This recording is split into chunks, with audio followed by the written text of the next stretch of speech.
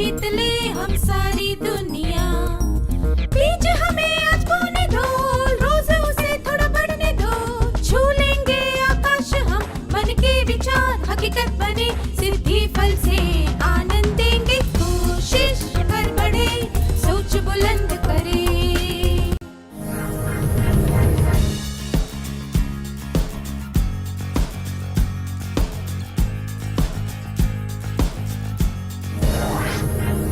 नमस्ते विद्यार्थियों, आप सबको देखकर खुशी हुई। पिछले सत्र में हमने सीखा था उचित तरीके के असहमति व्यक्त करने के चरण। हमें 1. दूसरे व्यक्ति के दृष्टिकोण पर ध्यान देना चाहिए। 2. दूसरे व्यक्ति को असहमति का कारण बताना चाहिए। 3. कारण और तर्क या प्रमाण के साथ अपनी राय सामने रखनी चाहिए। 4. जवाबी तर्क के लिए तैयार रहना चाहिए। असहमति के संदर्भ में मुझे महात्मा गांधी द्वारा कही गई एक बात याद आई। ईमानदारी से व्यक्त की गई असहमति अक्सर विकास का अच्छा संकेत होती है। नए विचारों के अलावा असरदार असहमति और भी सकारात्मक परिणाम होते हैं। क्या हम एक क्रियाकलाप के द्वारा इनके बारे में जानें? यहाँ कुछ शब्द या वाक्यांश दिए गए हैं जो असहमति के सकारात्मक परिणामों के बारे में बताते हैं। आइए एक शब्द पहेली के द्वारा ये देखें कि ये क्या है। इन शब्दों या वाक्यांशों के अक्षर उल्टे पुल्टे हैं। आपको अक्षरों को सही क्रम में लगाकर शब्द और वाक्यांश पहचानने हैं। क्या हम तैयार हैं?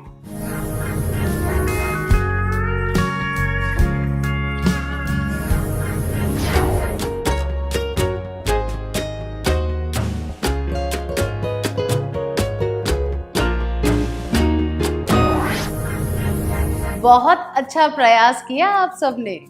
सबसे पहले बताए गए परिणाम को इस सूची में जोड़ते हुए हम देख सकते हैं कि असहमति के सकारात्मक परिणाम ये होते हैं।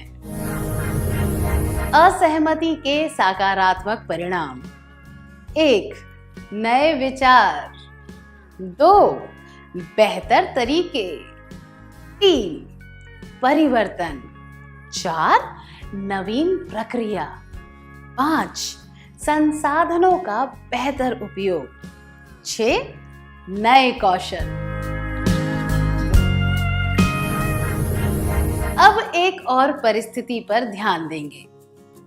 राधा और सीता अच्छी सहेलियां हैं। वे सोच रही हैं कि गर्मी की छुट्टियां कैसे बितानी चाहिए। राधा ने स्कूल के मैदान में खेलने का सुझाव दिया।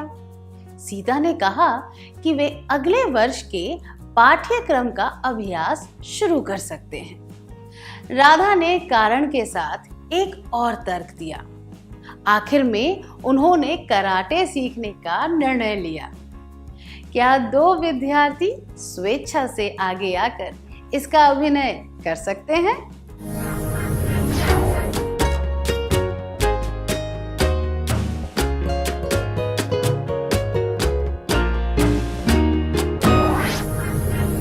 धन्यवाद। क्या आपने देखा कि यहाँ क्या हुआ? जब पढ़ाई और खेलकूद इन 2 विचारों के बीच काफी असहमति हो चुकी थी, तो कराटे का नया सुझाव सामने आया। तो असहमति से नए कौशल सीखने के अवसर सामने आते हैं। चलिए अगली परिस्थिति देखते हैं। सुकुमार और कादर परीक्षा की तैयारी कर रहे हैं। सुकुमार ने सुझाव दिया कि साथ बैठकर पढ़ना चाहिए। कादर ने पहले कभी इस तरह की पढ़ाई नहीं की है, इसीलिए वह ऐसा नहीं करना चाहता। सुकुमार ने उसे समझाया कि साथ बैठकर पढ़ने के क्या फायदे होते हैं। कादर उसकी बात से सहमत हो गया और दोनों ने मिलकर पढ़ने का निर्णय लिया। क्या आप दोनों इस परिस्थिति का अभिनय करके दिखा सकते हैं?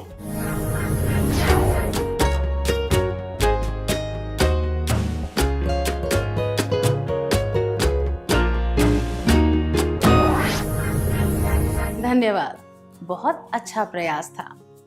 अलग सुझाव स्वीकार करने के क्या फायदे थे?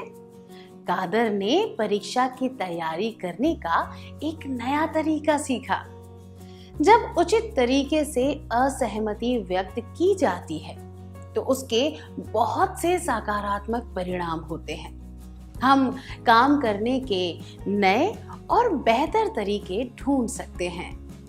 इससे हमें चीजों को बदलने का मौका भी मिलता है।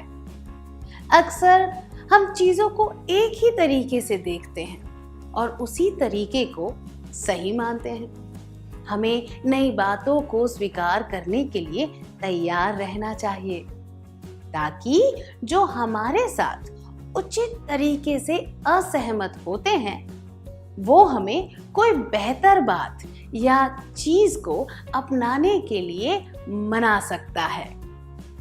असहमति से हमारी सोचने की प्रक्रिया सक्रिय हो जाती है और हम बिना सोचे समझे चीजों को स्वीकारने से बच जाते हैं।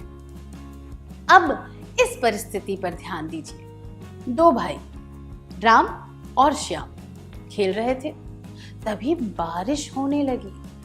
राम सुझाव देता है कि टीवी देखना चाहिए। श्याम बारिश में भीगना चाहता है। राम ऐसा नहीं करना चाहता। तभी राम को याद आता है कि उनके पास घर पर कैरम बोर्ड है। श्याम कैरम खेलने के लिए तैयार है, पर हमेशा की तरह आम तरीके से नहीं खेलना चाहता। वह सुझाव देता है कि ऐसे ही मस्ती करने के लिए कैरम को नए नियमों के साथ खेलना चाहिए। राम इस बात के लिए तैयार हो जाता है। क्या आप दोनों इस परिस्थिति का अभिनय करके दिखा सकते हैं?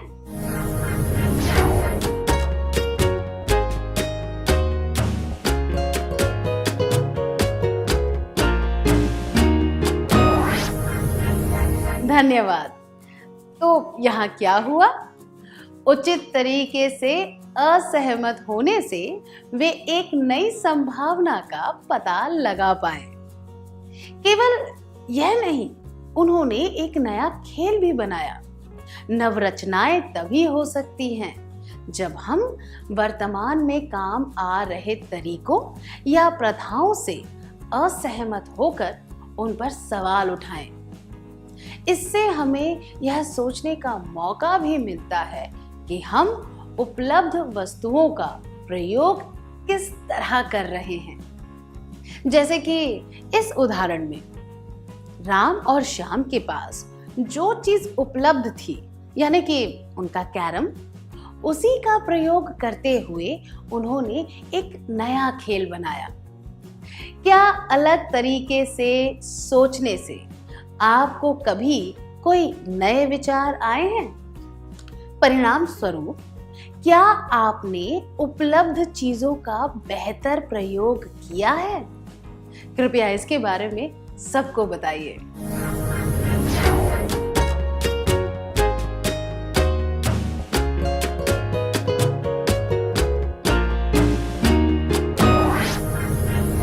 धन्यवाद। उचित तरीके से असहमति व्यक्त करना भी एक कौशल है जिसे सीखकर अभ्यास करना पड़ता है, तभी हम उसमें माहिर हो सकते हैं। सही शब्दों का प्रयोग करना और उचित हाव भाव दर्शाना भी जरूरी होता है।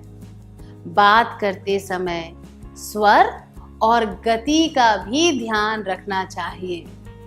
उदाहरण के लिए यह बात, तुम सही हो, पर इसे दूसरे नजरिए से भी देखा जा सकता है। मधुरता से कही जाए तो यह बात ज्यादा आसानी से स्वीकार हो जाएगी, जबकि इसी बात को कटु या निंदापूर्ण स्वर में कहा जाए तो अप्रिय लग सकती है। क्या अब हम एक और क्रियाकलाप करें? क्या दो विद्यार्थी स्वेच्छा से आगे आकर मधुर, कटु और गुस्सैल तरीकों से यह व्यक्त कर सकते हैं, तुम्हारी बात में दम है, लेकिन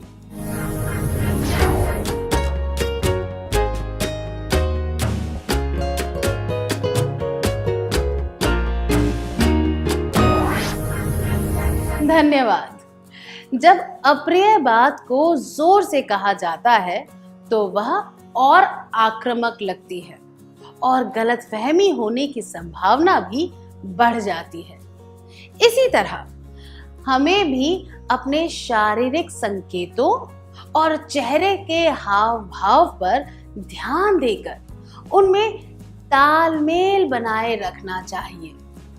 इसके बारे में हमने पिछले कुछ सत्रों में सीखा था। हमें इनका अभ्यास करके इनसे पूरा फायदा उठाना चाहिए। इसके अलावा कुछ मनोवैज्ञानिक कौशलों पर भी ध्यान देना चाहिए, जैसे कि असहमति को ठंडे दिमाग से सुनना, जवाबी तर्क के प्रति सहनशील होना और भावनाओं पर काबू करना। चलिए अगला क्रियाकलाप करते हैं।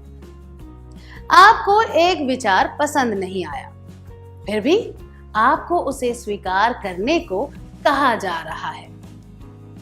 आप पहले मुस्कुराए, फिर परेशान हुए और बाद में गुस्सा आया। आपने गुस्से में कहा, तुम जो भी कहते हो मैं वो सारी बातें नहीं मान सकता या मान सकती। अपने विचार अपने पास रखो।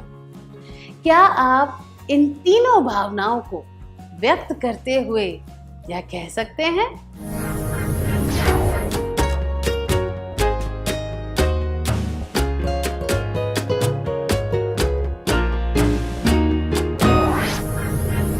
बहुत बढ़िया प्रयास था, धन्यवाद।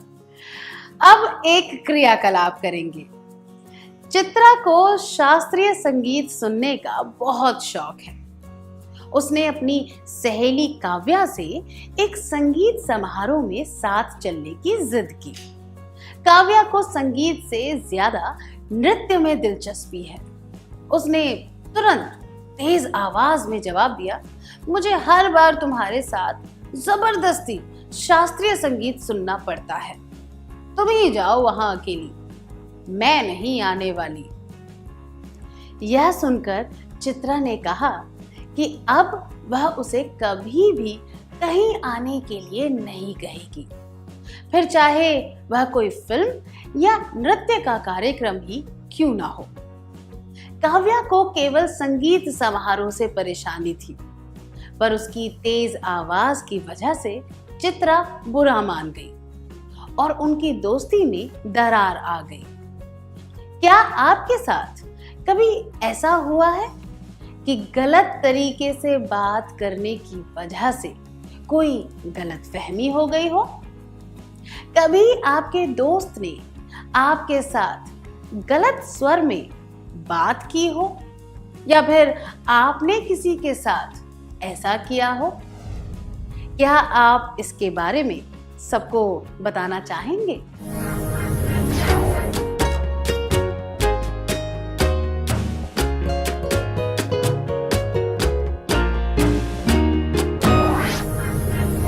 धन्यवाद। परिस्थिति के अनुसार हमें अपनी असहमति धीमे से या फिर पूरे जोर के साथ व्यक्त करनी पड़ती है। आइए इसके बारे में और जानते हैं।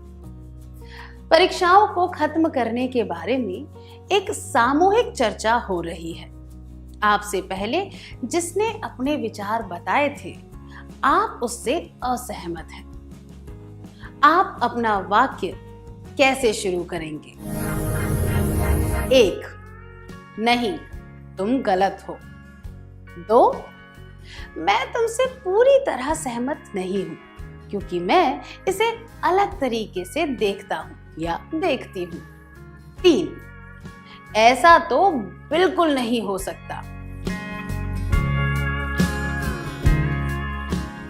नहीं, तुम गलत हो। और ऐसा तो बिल्कुल नहीं हो सकता, अनुचित है, क्योंकि आप कोई भी कारण बताए बिना असहमति व्यक्त कर रहे हैं, जबकि यह बात मैं तुमसे पूरी तरह सहमत नहीं हूं, क्योंकि मैं इसे अलग तरह से देखता हूं या देखती हूं, उचित है, क्योंकि इसे आराम से और शिष्टता से व्यक्त किया गया है।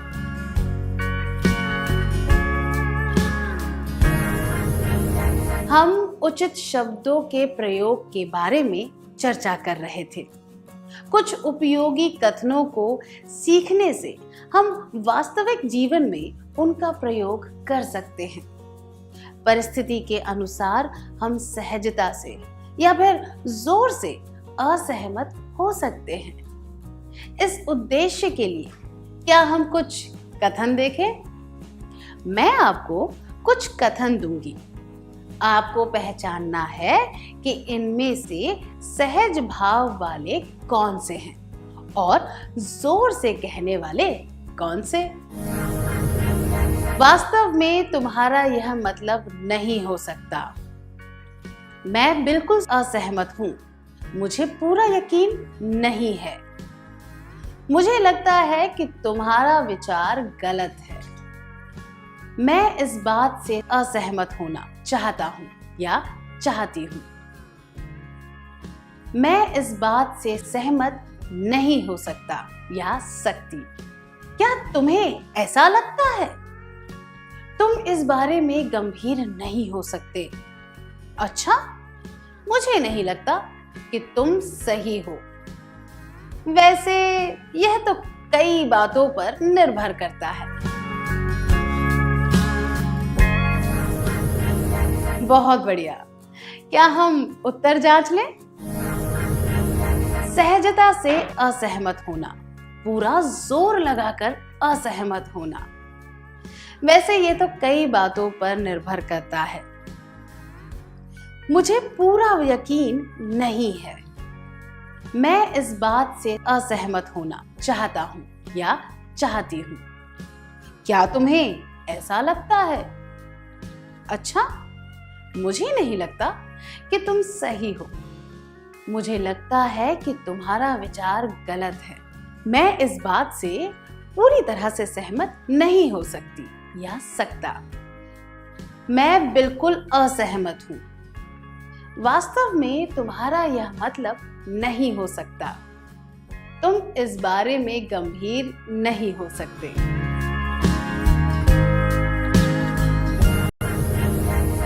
रहे, यह केवल एक रूपरेखा है।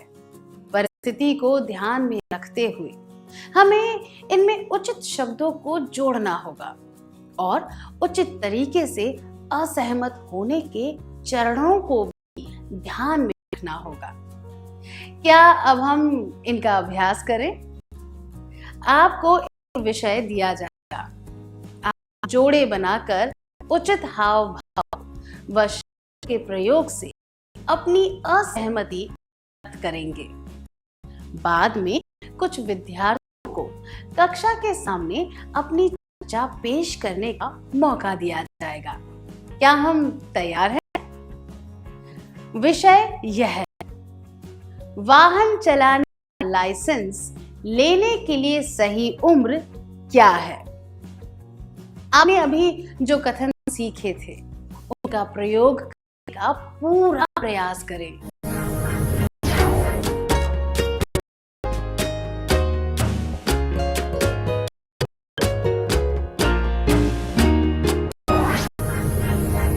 धन्यवाद। हमें इन बातों पर अमल करके उचित तरीके से विचारों का आदान प्रदान करना चाहिए। हमें जवाबी तर्क का आदर करना चाहिए और उन्हें गलत नहीं समझना चाहिए।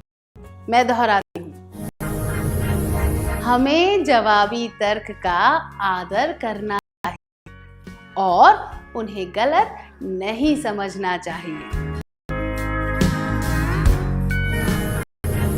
हमें असहमति शिष्टता से व्यक्त करनी चाहिए और दूसरों को अपने विचार व सुझाव बताने चाहिए। क्या अब हम सत्र का सार संक्षेप कर लें?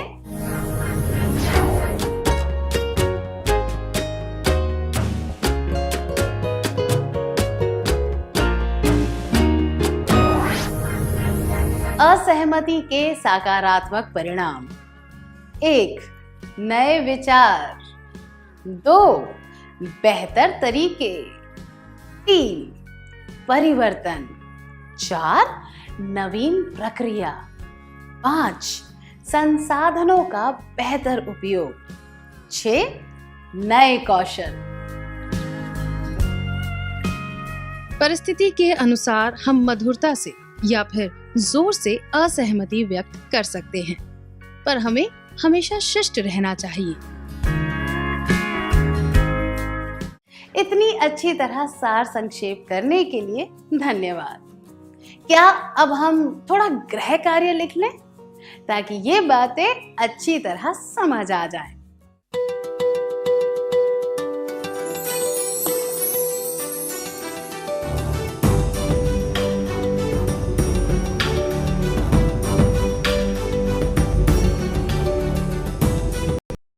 प्रश्न 1.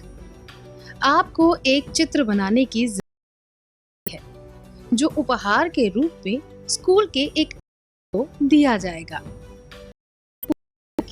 आपने अपनी शिक्षिका को समारोह की पूर्व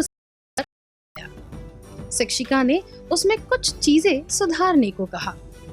आप जानते हैं सुधार रात तक नहीं किए जा सकते। उत्तर: 1.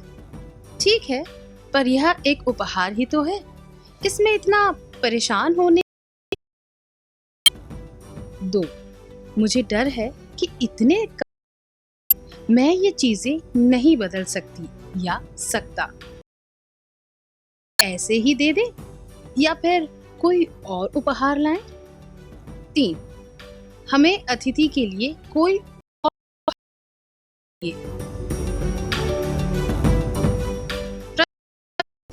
आप अपने दोस्त से मिलने उसके घर गए हैं। उसकी माँ ने आपको मना कर दी। आप चाय नहीं पीते। आप कहेंगे? उत्तर: 1. आंटी, मुझे चाय बिल्कुल नहीं है। 2. मुस्कुराकर कहेंगे, धन्यवाद, मुझे चाय पीने की आदत नहीं है, मैं सिर्फ पानी पीऊंगी या पीऊंगा। 3. छी, मुझे समझ नहीं आता कि लोग चाय क्यों पसंद करते हैं।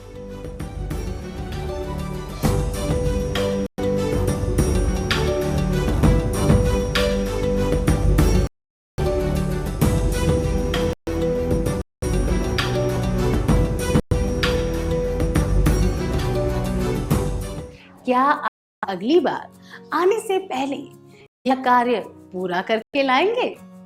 तब तक के लिए अलविदा।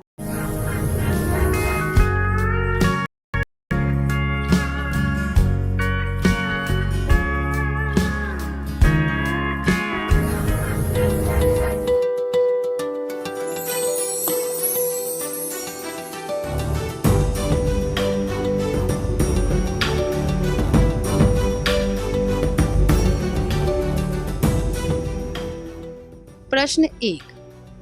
आपको एक चित्र बनाने की जिम्मेदारी दी गई है जो उपहार के रूप में स्कूल के एक अतिथि को दिया जाएगा। चित्र पूरा करके आपने अपनी शिक्षिका को समारोह की पूर्व संध्या पर दिखाया। शिक्षिका ने उसमें कुछ चीजें सुधारने को कहा। आप जानते हैं कि ये सुधार रात तक नहीं किए जा सकते। आप क्या कहेंगे? यह जवाब: हमें अतिथि के लिए कोई और उपहार लाना चाहिए, अनुचित है। क्योंकि इसमें कारण नहीं बताया गया है। यह जवाब ठीक है, पर यह एक उपहार ही तो है। इसमें इतना परेशान होने की क्या आवश्यकता है? अनुचित है, क्योंकि इसमें अलग नजरिए को उचित तरीके से व्यक्त करने का प्रयास नहीं किया गया है। इन दोनों जवाबों से असहमति झगड़े में बदल सकती है। यह जवाब मुझे डर है कि इतने कम समय में मैं ये चीजें नहीं बदल सकती या सकता, तो क्या हम यह ऐसे ही दे दें या फिर कोई और उपहार लाएं? उचित है। इसमें अच्छी तरह समझाया गया है कि चित्र को क्यों नहीं बदला जा सकता और नया विकल्प भी सुझाया गया है। आपने कौन सा जवाब चुना था?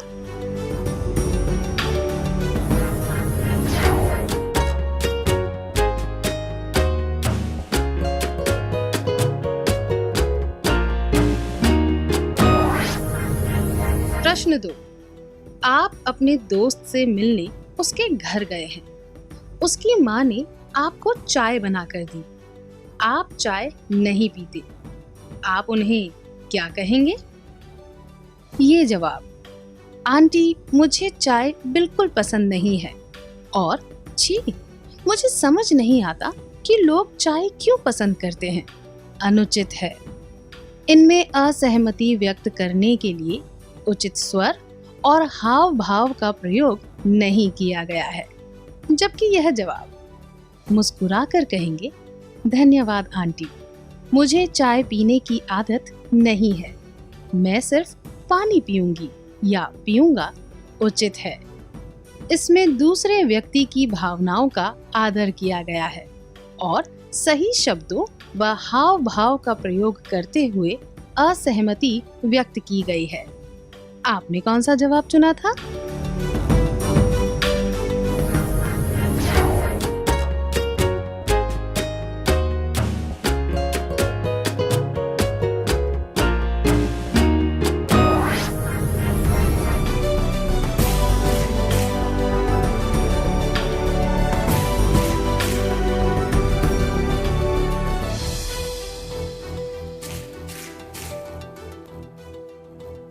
जिन छात्रों ने सही उत्तर चुने थे उन्हें बधाई।